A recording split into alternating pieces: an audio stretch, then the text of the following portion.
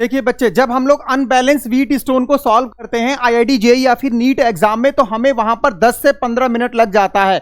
यहां पर मैं आपको इस क्वेश्चन को बहुत मिनिमम टाइम में सॉल्व करके दिखाऊंगा। जो मैं आपको ट्रिक बताऊंगा, अगर आप उसे फॉलो करते हैं तो आपके सबसे मिनिमम टाइम में 2 से 3 मिनट में यह क्वेश्चन सॉल्व हो जाएगा और आसानी से आप वहां पर अपने क्वेश्चन को सही करेक्ट कर सकते हैं। जैसे आपके सामने मैंने ये सिचुएशन दी हुई है, ये एक आपको सभी को पता है कि ये एक व्हीट स्टोन ब्रिज है और आपको ये भी समझ में आ रहा है कि ये एक अनबैलेंस है। देखो, मैं बैलेंस की बात नहीं कर रहा हूं, बैलेंस तो आपको बहुत सिंपल सॉल्व करना आता है। प्रॉब्लम तब है जब अनबैलेंस व्हीट स्टोन है।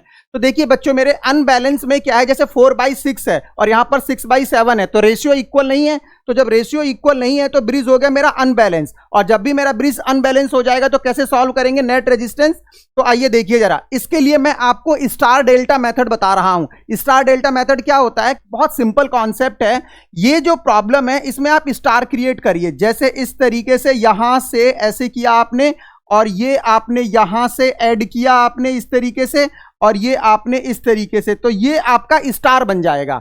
ये आपने रेजिस्टेंस R1 बोल दिया, ये रेजिस्टेंस आपने R2 बोल दिया, ये रेजिस्टेंस आपने R3 बोल दिया। अब R1 R2 R3 कैसे कैलकुलेट करेंगे, समझो। जैसे अगर आप कैलकुलेट कर रहे हैं R1, तो R1 कैलकुलेट करने के लिए क्या हो जाएगा मेरे बच्चों, R1 कैलकुलेट करने के लिए अगर हम देखें तो R1 के लिए जो दोनों रेजिस्टेंस हैं आपके ये जो दोनों रेजिस्टेंस हैं 4 और 6, आजू बाजू के जो रेजिस्टेंस होंगे, जो पड़ोसी रेजिस्टेंस होंगे, इसकी क्या करेंगे आप, मल्टीप्लाई करेंगे। 4 × 6 की मल्टीप्लाई किया अपॉन सम, 4 + 10 + 6 कितना हो जाएगा, 4 + 6 + 10। अरे भाई बहुत सिंपल यार, इन दोनों रेजिस्टेंस की आपने क्या की, मल्टीप्लाई की, और फिर उसके बाद आपने इन सभी को क्या कर दिया, ऐड कर दिया। 4 + 10 + 6 कितना हो गया, 20 हो गया। तो ये कितना आ जाएगा आपका, 4 × 6/20 कितना हो गया, ये 4 5 ये आ जाएगा 6/5।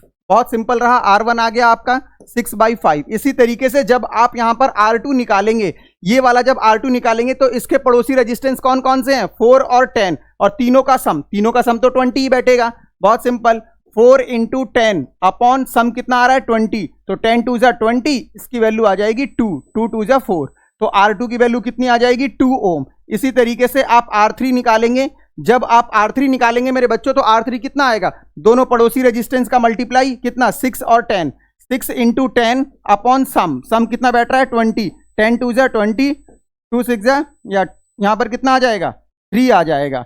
तो इस तरीके से आप कर सकते हैं, 3 ओम आ गया। अब आपके पास जब R1 R2 R3 आ गया तो प्रॉब्लम बहुत सिंपल हो गई। प्रॉब्लम कैसे सिंपल हो गई, अब आप इसको कन्वर्ट कर सकते हैं किस फॉर्म में, आप इसको कन्वर्ट कर सकते हैं इस तरीके से। देखिए जरा, आप यहां पर आपके पास अगर आप देखें तो आपका R1 ये हो गया, ये R1 है, और यहां से इधर गए थे हम, तो ये हमारा R2 था, और ये हमारा इधर R3 था। तो ये R3 था और ये आपका क्या था, R2 था, और इधर बाकी का जो रेजिस्टेंस आपको दे रखा था क्वेश्चन में, क्या रेजिस्टेंस दे रखा था क्वेश्चन में, देखिए ये जो क्वेश्चन में रेजिस्टेंस दे रखा था आपका, वो क्या हो जाएगा, इसमें कितना है, 6 और 7, 6 और 7। तो ये आपका बहुत सिंपल हो गया। आप यहां पर 6 ओम लिख सकते हैं और यहां पर 7 ओम, और ये आपने R2 और R3 आपने कैलकुलेट किया है। अब ये आपके लिए बहुत सिंपल हो गया, ये दोनों सीरीज में और रिजल्ट आपस में पैरेलल में। फिर उसको हम R1 के साथ सॉल्व कर देंगे। R1 की वैल्यू कितनी आई थी भाई, R1 की वैल्यू आई थी 6/5, 6/5 आई थी।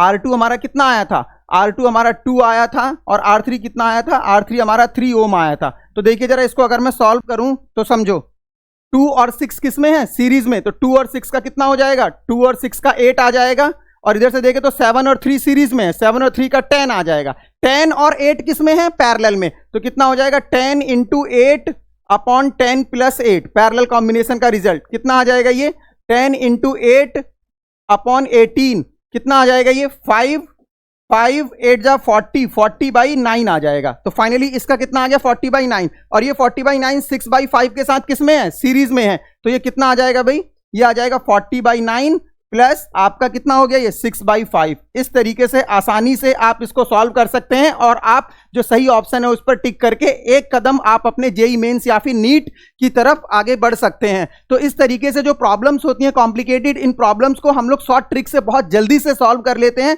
और इस तरीके की प्रॉब्लम्स को देखने के लिए आप मेरे चैनल को सब्सक्राइब कीजिए। इस तरीके की इंफॉर्मेशन मैं आपके पास टाइम टू टाइम लेकर आता रहूंगा। और जैसा कि आप सभी को पता है कि हम लोग मिशन जेईई मेंस की तरफ चलने वाले हैं, जिसमें मैं एक नया सेशन स्टार्ट करने वाला हूं। सो प्लीज आप सब्सक्राइब एंड बेल आइकन को दबाकर रखिए, जो भी नोटिफिकेशन आएगा उसको फॉलो करिए, ठीक है। चलिए।